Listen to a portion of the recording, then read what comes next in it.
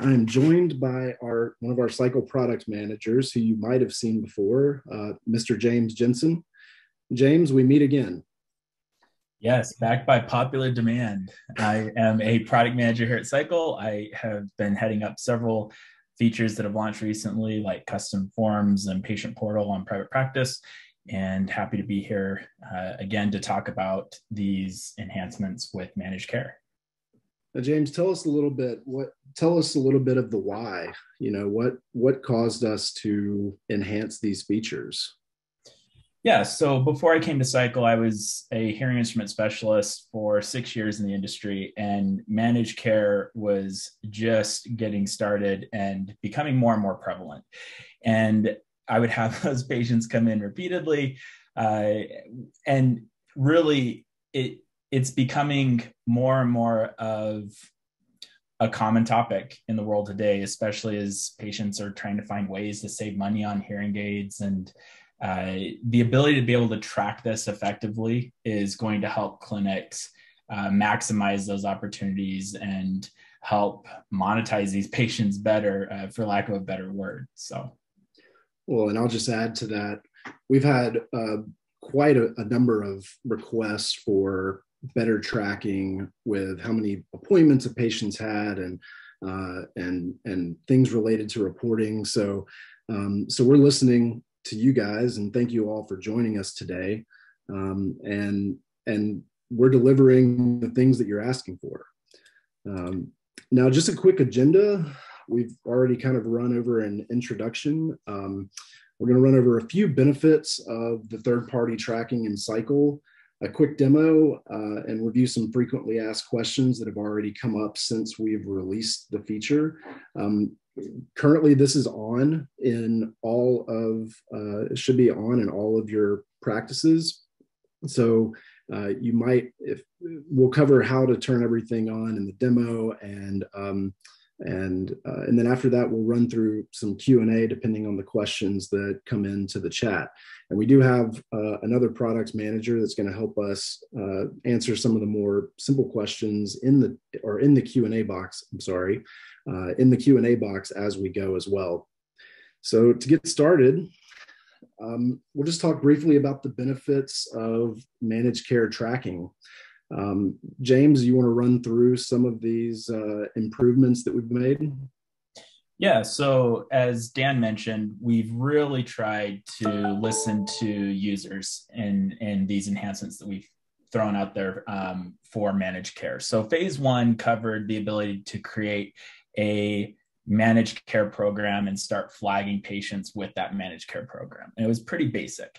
And with these enhancements in our phase two work, we bring so much more to the table to really give more depth to the feature itself. So you're going to get this new appointment counter, so you can start to track these various appointments that are allotted under these plans. There's going to be a new managed care purchase workflow, which will provide an easy way to accurately record a patient's managed care hearing aid in the purchase. And then a managed care marketing report, as well as enhancements to the sales and financial reports with various managed care metrics, and then enhanced managed care sections on the patient summary as well. So we're excited to do a demo of all of this for you today. And I know that personally, I've gotten a number of requests on point number one here on the managed care appointment counter. I think it's been difficult over the years to say, okay, well, how many appointments has this patient used? Is it time to start charging? I really need my PCC to be aware, because we don't want to end up giving away free services. So that's a request that's come in quite a bit. And the other point that I would make here is just if you're looking at this list, this is all across. I mean, this is a holistic solution all the way across the platform. It's going to touch, as James mentioned, it's going to touch the admin page, reporting, the patient summary, appointments, invoicing. So just keep that in mind. And all of these things that we're going to show you here in the demo all sort of work together to create that holistic solution. So without further ado, James, I'm going to let you share your screen and we'll go ahead and jump into the demo. All right, great. So I'm going to walk through this feature top to bottom. Like I mentioned, phase one allowed you to create a managed care program in administration and then start flagging patients with that managed care program. So we're going to pick up at that point and start showing you all of the new stuff that we've launched as part of phase two. Well, James, I think we should touch on that really quick because I have talked to some people recently that weren't aware that you could create a program. And we've actually done some trainings recently that I know of where, somebody was like, oh, I can actually flag that. So if you're going to hop into the administration page, if you just want to show that first. Yeah, sure. So the best way to start is really with all of the setup. It's one of those features where if you set it up properly, then it's going to make all of these other workflows really simple and really easy down the road. So a little bit of setup is going to help a lot down the road. So in administration, on the administration tab, we have a section here for managed care. Now this has been here since that phase one went out, and if you click into it, you'll be taken to this section here. And this is where you can manage all of these different third-party payer programs that you might be affiliated with, that a patient might bring in. And it allows you, again, to create a program. You can edit an existing program. You can delete a program. So what you can do here, you can click create. This can bring up this window here. And you can give this a program name. So this would be any managed care third-party payer program that you want to add into the system. You can just throw it in here. And then we have a description, and the description is where you're going to put in the details for the plan. And again, it's important to put this in here so that your staff, from providers to front office, all of them will have access in multiple places to see these details, to see this description. And I'll make sure that I demonstrate that it's really going to be obvious, all the different places where you can see these details here. And that's going to be the details on how many appointments are allotted, or how much you can charge for an office visit once they've gone through their allotted appointments, how much to charge for a fitting fee, how much to charge for loss and damage replacement or a restocking fee for a return. And then you can choose the number of appointments. Now, if you don't care about tracking the appointments, you can leave this as unlimited. That's what the system will default to. But if it's a program where they only have 3 or 4 included office visits, then you can just select the number between 1 and 99, and you can add 4 in there. And then when you go to save this, it's going to, as you add this program to different patients, it's going to then give you that appointment counter and track all of those various appointments. So these are some that I've already added in here, where you can see, if I go into the edit screen, that we have the maximum number of appointments set at 3. And that matches what I put in the description here. I have 3 free service appointments after an evaluation within 1 year. And so this program is going to go for 1 year. I'm going to close out of that. So this is going to be the creation of a managed care program. I also want to show some setup with service types. So again, when we get to those purchase workflows later, a lot of this setup will make sense, but it's really important to make sure, in addition to other services that you might offer, that you also have those fitting fees and those office visits added in here. And it's just as simple as clicking add another type. Then you can add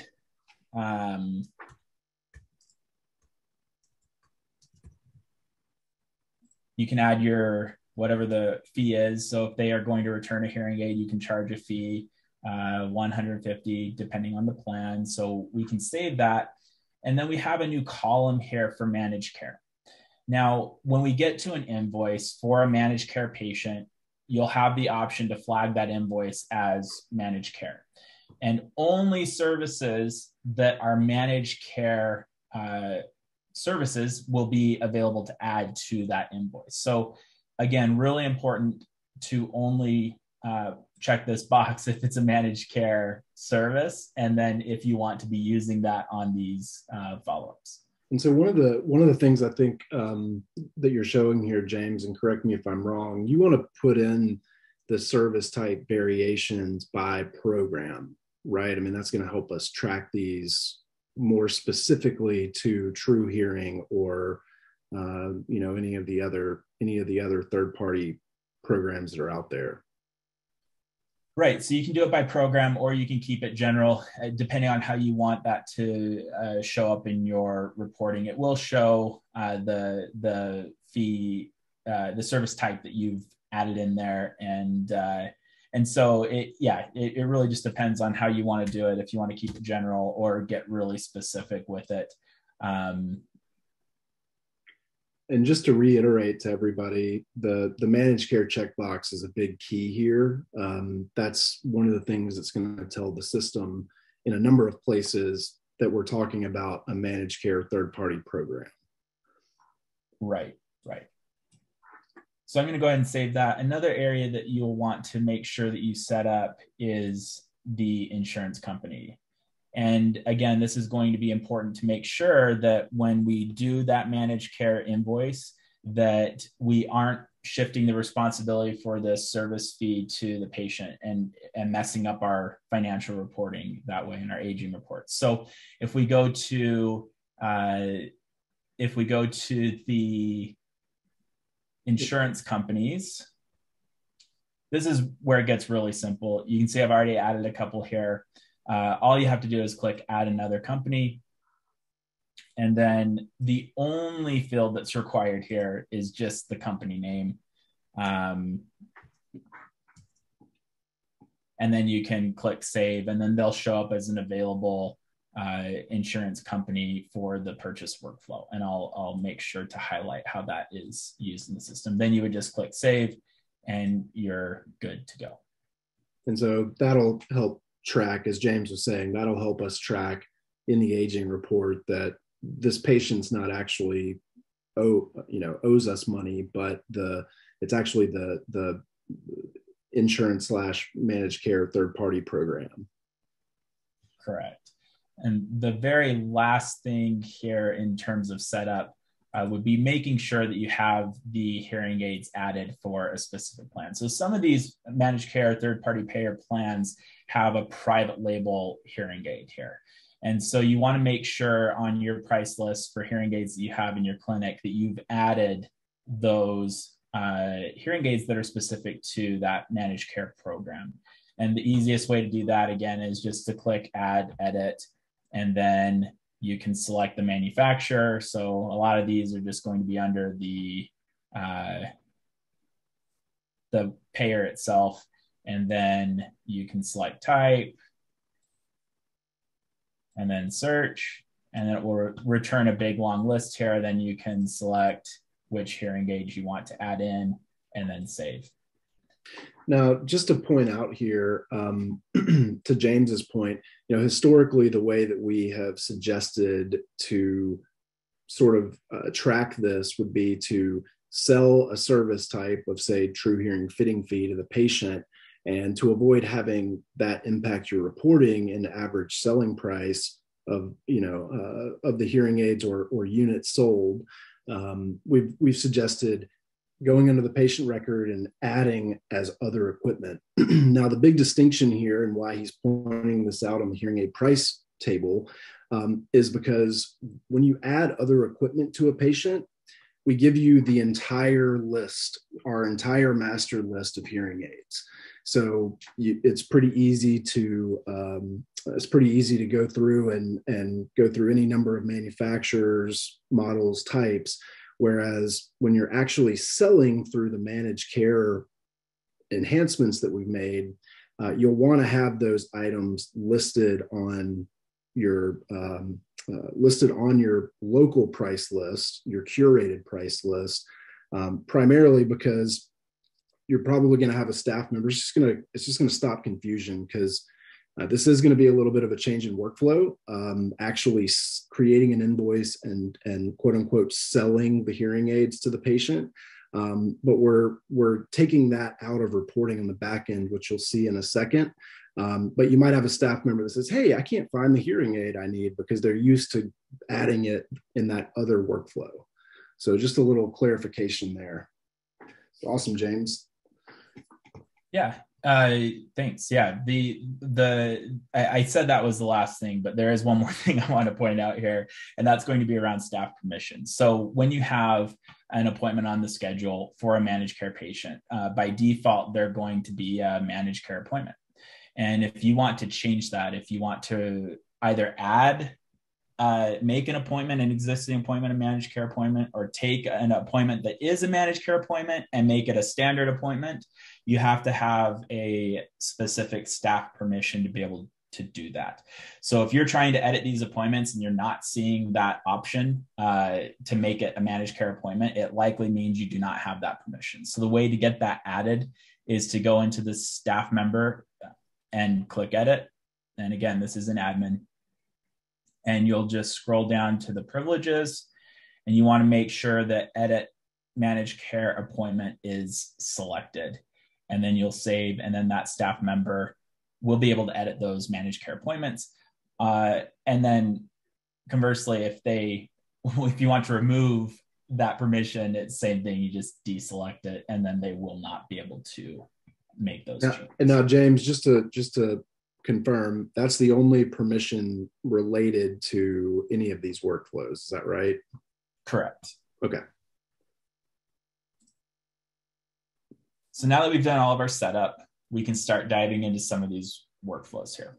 So I'm going to create a new patient.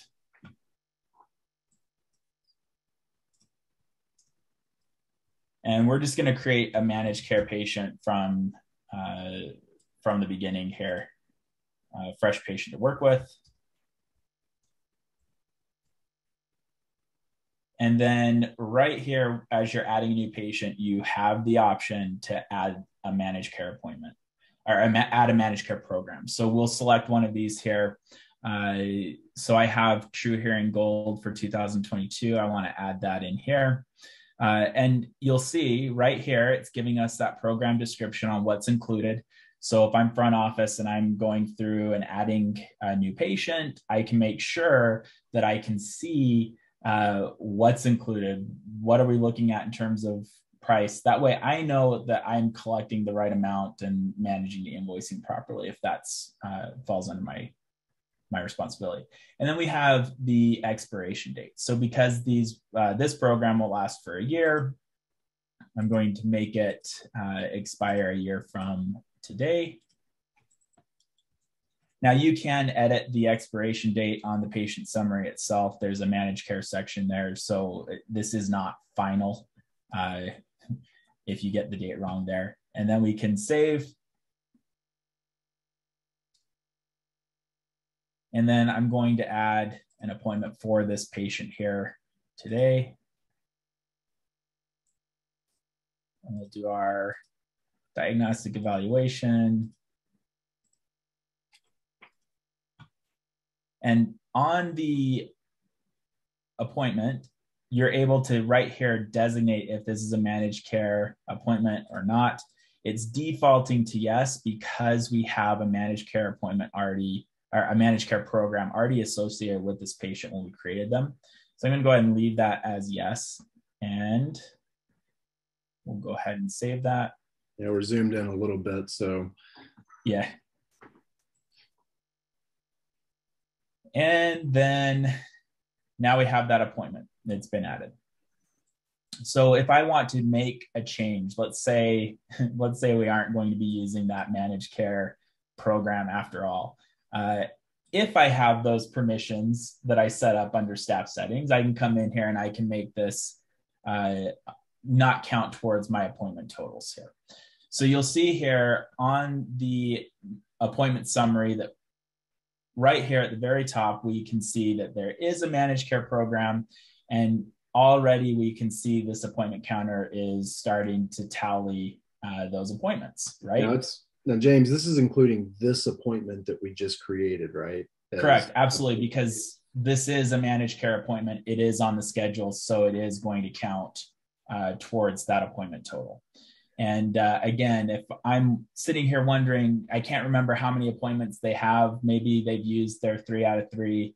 If I want to see how much I need to then be thinking of charging them, I have all those details right here. So anytime I can click see details and I have that more in-depth look at what we have available. So I'm going to go ahead and save that. I'm going to leave this as a managed care appointment and save. So I'm going to show you this purchase workflow now. If we go to enter outcome, let's say we've done this appointment, we've done a hearing test, they have a hearing loss. Now I want to go ahead and make sure that there was a purchase and that this was a managed care appointment. I'm going to save. So I want to point out too, right there, James has clicked save, but that does give you the option, during the outcome of the visit to go ahead and change that from a yes to a no on whether that's a managed care visit. So, if the provider ends up deeming an appointment that is not currently counting as part of the count or wants to include it, include or exclude, then you have that option right there at the end as well. Correct. Yeah, so once we've launched the purchase summary after saving that, it's really important. If this is a managed care purchase, it's really important that you click yes when it's asking if you want to create a managed care purchase. So we'll click yes. And this is where all of that setup that we did in administration is going to tie together. We're going to have, we're going to add some hearing aids here. I'm going to add, not from in stock, we'll pick True Hearing and we'll just select a model. And we're doing a binaural fit. I'm going to save that. And you'll see now that we've added the hearing aids, it's really going to make me select this here. And now that we've added the hearing aids to the invoice, it's not counting anything towards the total. And even if on my standard price list, I have a price for these, it's going to leave that price out of the equation here on the invoice. Now I want to add those services that I created. So again, I have right here on the purchase summary, I'm able to see those details on how much I can charge here for this fitting fee, and that's $600 per hearing aid. And I'm going to add that service now. So again, I had multiple services that I had in administration.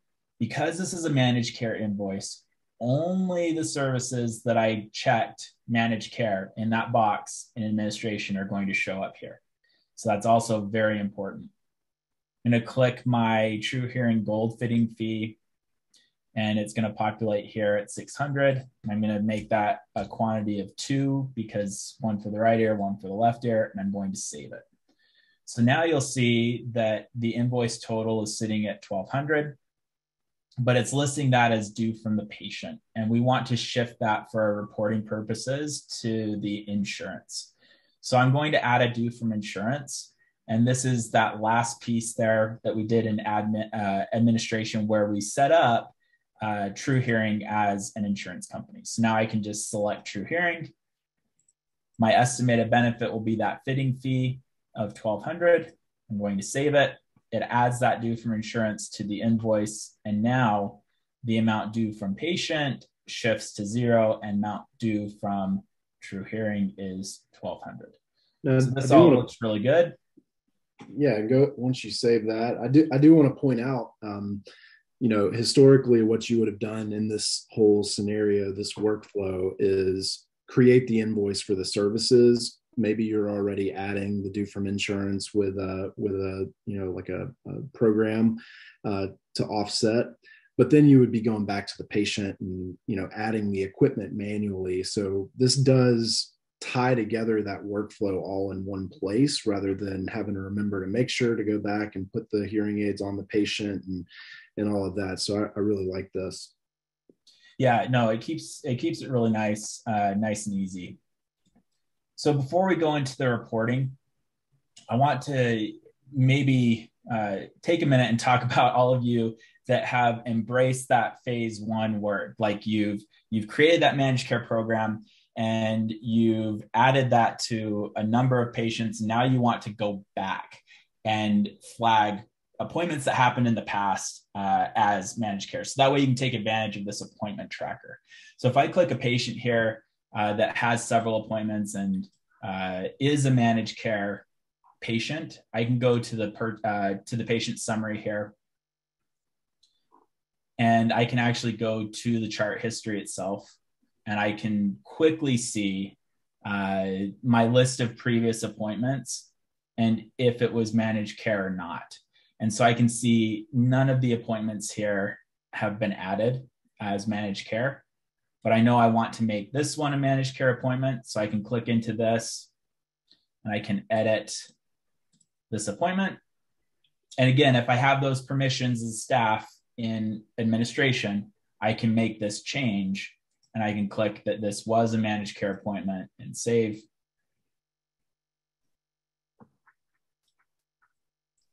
And then when my screen refreshes here, you'll see now that it's listed as a managed care appointment, and you'll see the managed care program.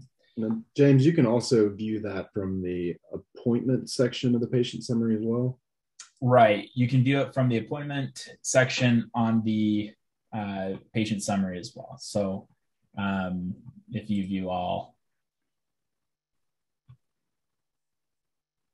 Okay, so you can edit there as well. Okay. You can edit those as well. So if I go back to that patient summary, you have, I'll show the changes really quick to the patient portal section, or not patient portal section, the managed care section on the patient summary. And so now we have the managed care section that's showing the managed care program that's associated with this patient. You have all the details of the appointments that are associated with that managed care. So all of those appointments that we've gone through and flagged as managed care for this patient are going to show up here. Here we can also view past programs. So if we have archived a program, maybe a program's expired, we archive it, we add a new one, I can at any point click into that detail and see what past programs this patient has had and the appointments that have been associated with that program. So it's really robust in the information that we're giving you and the ability to track it as well. So the last thing I want to touch on is reporting. So all of this is great, but what about reporting? So it's everyone's favorite topic. I'm going to go through some of these reports pretty quick here. So we have a new marketing list that deals with managed care specifically. So you'll just click marketing list. You'll select managed care, and then you'll view report. And what this will do is it's going to give you a list of all of your patients, their managed care programs, when those expire, how many appointments they've used, when they got their hearing aids. So it's, again, giving you a lot of valuable information right here at a glance. You can also download this report and use it in other areas. We've also made changes to the sales reports to show to reflect managed care purchases as well. And I'm going to widen this net on this report so that you can see some differences here. So on the total sales report, we now have a managed care section column here. And this is going to let you know if a purchase was managed care or not. So if we scroll down to our recent ones that we just did here, you'll see the hearing aids that we've been doing as managed care. So yes, in this column means it was managed care. Those are reflecting as $0 on your total sales report. However, those fitting fees are adding to your totals. And you'll have the same thing on the returns, units. If we go to the sales report and view that report, we now have two buckets here. We have hearing aid private pay. These would be your standard hearing aids. We also have hearing aid managed care. So you're able to see, again, units for managed care that you've been fitting versus private pay. We do the same thing with services where it's broken out. You have your services for private pay. You also have your services for managed care, and seeing that reflected in your totals there. We also have a managed care section on the sales report where, again, you can see that broken out by managed care programs. So you can see how these programs are stacking up against each other and the revenue coming in by program, which is really nice. On the sales summary, we view this report, we have, the managed care is feeding into the sales for this clinic because those services, the service revenue is going to be factored into your gross revenue as well as your net revenue here. Same thing on Quick Business, the revenue is going to be reflected. Your managed care is going to be reflected in the revenue, the gross revenue and the net revenue. And also it's going to factor into your close rate and close rate with Companion. If you don't want managed care to factor into close rate, then all you have to do is specify on the appointment outcome that it was not a sale opportunity. And then that will remove it from being factored in there. So that's just a quick look at some of these enhancements that we've done for managed care. And again, going through the setup and admin to the different workflows for purchasing, as well as where you can track all of this on the appointment, the patient, the purchase summary, and then the different reports that have been touched as well. So you can track those financials and have insight into individual managed care programs themselves and the revenue that those are all bringing into your offices. So that's our managed care enhancements. So just a few of the questions that have come up, and then we'll start taking a look at the questions that have hit the Q&A box. Does editing the appointment counter in administration cascade through all existing patients that have used the program? So the short answer is yes, but I don't know if you want to add any color to that, James. Yeah, so what this is asking is if I go into that managed care program and administration and change how many appointments are allotted to a program, will it change all those patients that already have that program? And yes, it will. So if I'm changing that counter from 3 appointments for True Hearing and I'm making it 5 appointments, then all of my True Hearing patients will now have that reflected. It'll change from that 3 to that 5. Awesome. Okay. When a patient's program is expired, would that patient still be treated as a managed care patient? Yes, so they are still going to be treated as a managed care patient, and all of those appointments are still going to be created as managed care. Again, you can have complete control over if you want to toggle that off when you're creating that appointment. It's very easy. It's as simple as just clicking no. Then we've got what happens when you need to renew a patient's managed care program? So the program's expired, and what happens next? Yeah, so that would be where you need to archive the managed care program on the patient summary, and then you would add a new one. So I had in there in my administration setup, I had, for example, True Hearing Gold 2022. So I would have True Hearing Gold 2023. Once 2022 expires, I would archive it, and then I would just add them to 2023 if they were continuing on with that program. So it's kind of you're creating sort of a rolling list from year to year. Correct. Got it. Okay. What if they have exceeded the number of appointments allowed for a program? Can users still create appointments for that patient? Yes, they can. That counter that is only there just to bring attention to how many appointments are remaining in that allotment, and more as a flag than anything for staff to know, okay, I need to start charging now for these appointments. Got it. And this is something I've been asked several times since we released this, but can you still sell a non-managed hearing aid to, or non-managed care hearing aid to a managed care patient. And yes, the big difference there is just you want to make sure that if you're doing the purchase workflow like that, when that prompt comes up on the invoice, you select, no, this is not a managed care invoice. And last here, will a managed care program assigned to a patient renew when it expires? And the short answer to that is no, it will not. You would need to select the next year program for that patient. Now, let's go over here. Thanks a lot, James. The demo was great. I'm going to take a look really quick. It looks like we've gotten a number of questions and some of them have already been answered. So I'm going to go through the ones that have not been answered yet. Some plans include the hearing test. Should I enter a separate hearing test item, like for instance, hearing test dash true hearing? I think personally that would be kind of up to each provider. I don't know what your thoughts are, James.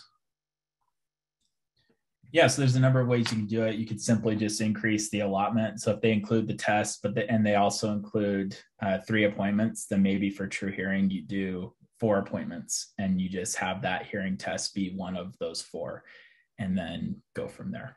Yeah, I mean, we wanted to provide some flexibility here so that,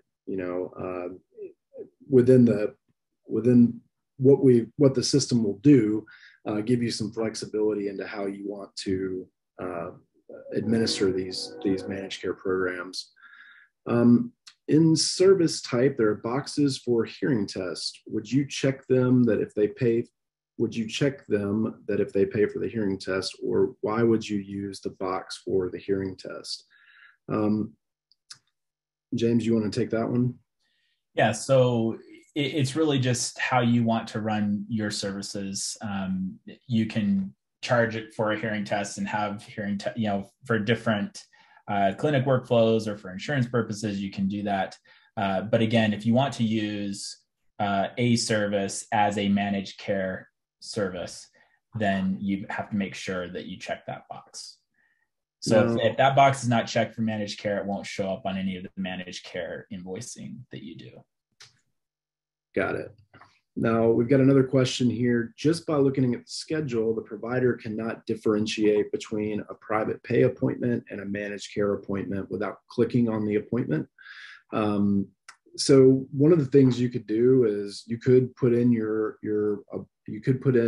specific appointment types for each managed care company, or you could use different appointment colors for the appointment types that are related to managed care if you do split it out like that.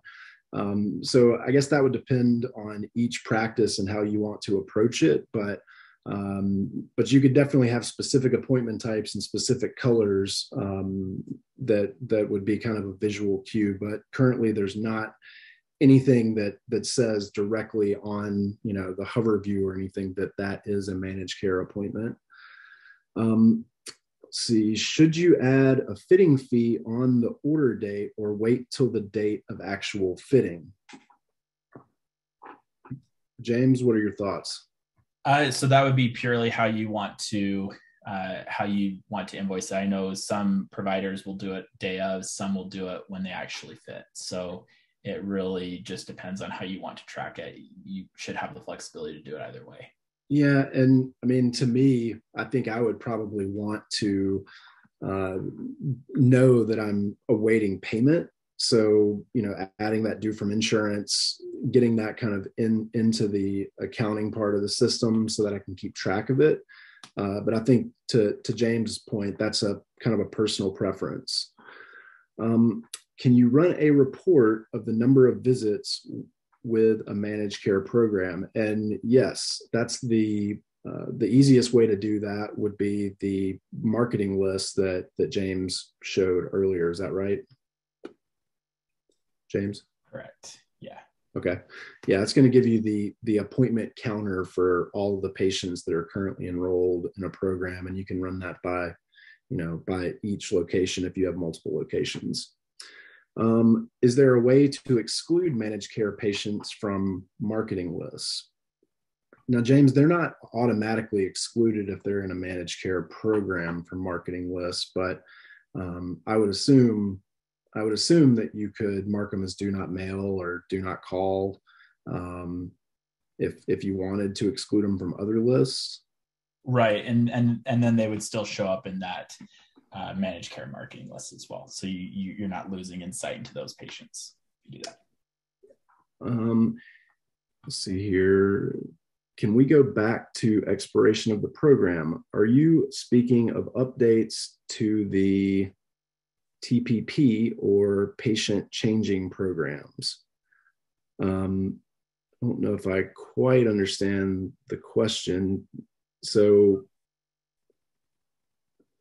as far as changing programs, I don't know, James, can you answer that? So when we're looking at the updates from the third-party payer, or if they're changing programs, if it's an existing plan that they have and there's now a change, maybe mid-year, they now get 5 appointments versus 3, you can edit the existing appointment and those changes will trickle out to all of those patients that have added. If it's a new calendar year and they're dramatically changing the program, and then yes, you would add that as a new third-party payer in that managed care section admin, and then you would archive the old managed care program for that patient and add the new. All right. And same thing if you were changing the programs. If they were True Hearing and now they're coming in with another, they can archive that True Hearing and then add the new, and then you'll still be able to see those archived managed care programs and the appointments that were associated with them. Perfect. What if you don't know they will be purchasing hearing aids, but you know their insurance uses a third party? Can you add this in later after the hearing test? And I think we hit on that earlier, James. Yeah, you should, and correct me if I'm wrong, but any purchase could be a managed care purchase. Any patient could be added to a managed care program, and any appointment could be added to that, or for the system to understand that appointment was part of the managed care program anytime after the fact. Is that right? Yeah, that's correct. Once you've flagged a patient as a managed care patient, then anytime you go to add that invoice, it's going to ask you if this is a managed care purchase. And so that's where it's going to be really easy after the fact to be able to go back in and add that purchase at any time and still be able to flag it and have all the benefits of the financial reporting and tracking it that way. I want to thank everybody on behalf of Sycle for joining today. We know that this is a very important workflow and operational set of workflows within your practice. And James, thank you so much for the demo. And if anybody has any additional questions, comments, anything, if you've got staff members that you feel like could use a little bit of training, call our support team, request some training from our training department. We're here to help. So by all means, just reach out to us and we'll get you taken care of. And thank you so much.